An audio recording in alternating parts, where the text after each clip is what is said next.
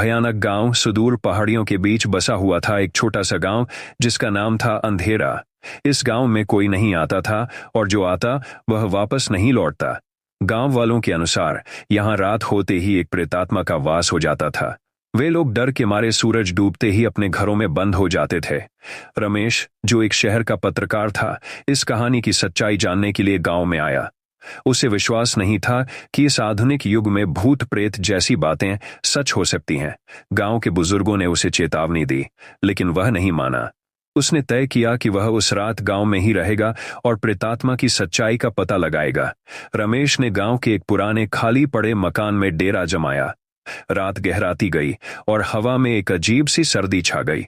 जैसे ही घड़ी ने 12 बजाए, अचानक रमेश के कानों में किसी के रोने की आवाज सुनाई दी।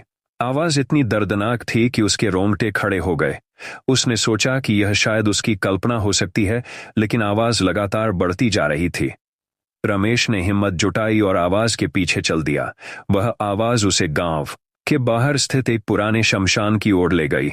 शमशान में पहुंचते ही उसे चारों तरफ धुंध दिखाई देने लगी और उसकी आंखों के सामने एक परछाई उभरी।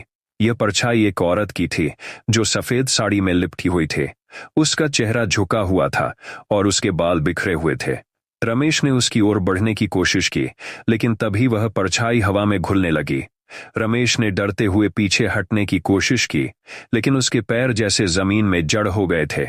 अचानक उस औरत का चेहरा ऊपर उठा और रमेश ने जो देखा उसने उसकी आत्मा को हिलाकर रख दिया। उसका चेहरा बिल्कुल जला हुआ था, आंखों की जगह गहरे काले गड्ढे थे और वह रमेश की ओर देखते हुए जोर से चीखने लगी।